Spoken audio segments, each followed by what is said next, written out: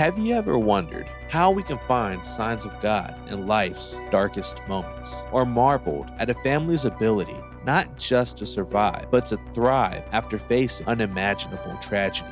These questions are at the forefront of our minds when we meet such a family. So settle in and prepare for an emotional, inspiring, and life-altering experience. We're about to dive into the pages of the Levitt family's extraordinary story, a tale that proves the resilience of the human spirit and the unwavering strength of faith. Introducing Jenny and Caleb, who will be your guides on this remarkable journey. They'll share a story that challenges conventions and inspires all who hear it. And I said, that's such a long answer that, I wrote a book about it, and even then, there are still things that, and so your dad and I were talking about it that night, and this is kind of what we were thinking, and I was going to get your thoughts on this, is that a crucial factor is deciding before something traumatic happens in your life that no matter what happens, God is still good. I'm still going to settle my will that I'm going to still love God and still try to do what's right. And when you settle your will, then when those traumatic times come, even if you're shaken, the foundation is there. So you have a foundation to rebuild on that's stable. You have that rock of Christ that you've settled it. And one of the things, like Jesus had talked about, the parable where he talks about the farmer who throws a seed, and some of the seed is thrown on the shallow ground, so as soon as the sun comes it scorches it and burns away, or the birds come and pluck it up because there's no root. So your dad and I were talking that night about having that root of faith beforehand. But even if you didn't beforehand, once you recognize that, like you just were talking about bitter or better, once you recognize that you're in a place of choice, making that choice to ask God, even if you're feeling bitter, ask him to help you. God, I don't want to stay there. I want to be better. I want a foundation. So I was going to kind of see what you thought about that too, since we're talking. Yeah, no, I mean, because I definitely agree with that, but I was going to mention that too. So at the end, is that even if you hadn't settled it beforehand, there's still hope, because you can, in the midst of it. But I will say this, is that further along I get into this process, which, because it will be one, until we die, you go to heaven. But further along I get into it, I just realized what a blessing it was to have the childhood that I had, to be raised by you guys, where those things were just in us, since we were born. And so obviously, whenever, as I was growing up, I had to make that transition to where now they were my beliefs too.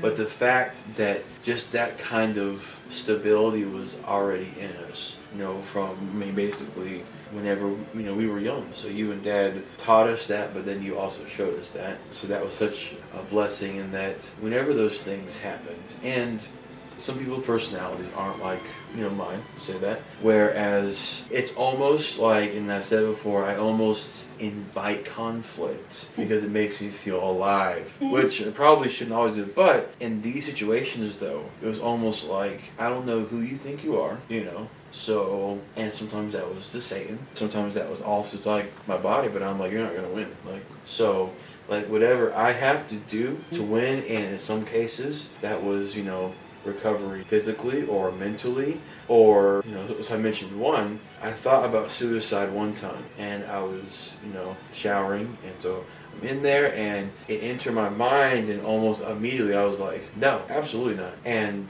I bound that, and I have not thought about it since. I've never entertained it, because from the beginning I said no, that does not live in my mind. Some people, though, I have talked with, and they find it a lot more challenging to do that with some of those thoughts. Others that have found deliverance from thoughts like that, but then those that haven't, as they say, I just don't understand, how can you just say no? That will not live in my mind. And sometimes I don't really have all the answers for all this stuff, but it is something that I just set my will every day, and it's my will that no matter what happens, that it is better than me being dead and gone for the moment. So heaven is obviously, a awesome thing to yearn after, but right now there's still stuff to do, life to live, and God blessed me with this so I will not allow those things into my mind. And whatever you allow to permeate your mind and then begin to build, that's what's going to. And so, once again, what you sow, you reap. So if you're constantly sowing in depressive thoughts and you're constantly listening to things, or, I mean, it doesn't have to be that. If you're constantly thinking about memories and grieving versus moving on, then that's what will begin to bloom in your mind and, your soul, ultimately. So choose in those moments to plant something hopeful there instead, and if you don't have anything hopeful, then find that hope, because I think that that's a major thing too, as I've thought about, is that without God, we would not have been able to make it, any of us, and especially stay together, because I look to you guys because now that our story is what it is, this is it, so this is a part of us. Now that we meet so many people, and so many marriages don't survive after this kind of loss. So many siblings don't survive, whether that is that they, commit suicide, or whether they just don't survive and that they cannot function in life,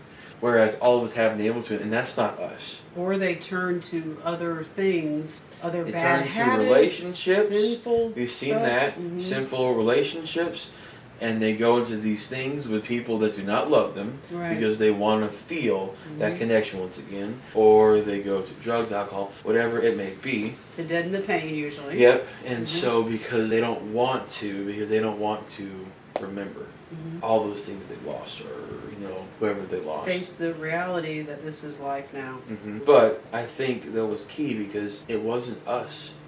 We're not some special people. We're just Christians, and we chose whenever those thoughts came. Ultimately, we're going to follow God no matter what, and that was the difference. None of it's us. None of it's what we did, what we couldn't do, and all that. It had nothing to do with us. The only thing we did was, even if it was eventually, for me, was to place that back into God's hands and say, God, I don't get it, and I may never get it fully.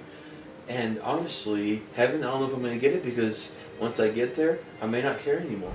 Until then, find hope in stories like this. Thank you for being a part of our journey. To stay updated, remember to subscribe and ring that notification bell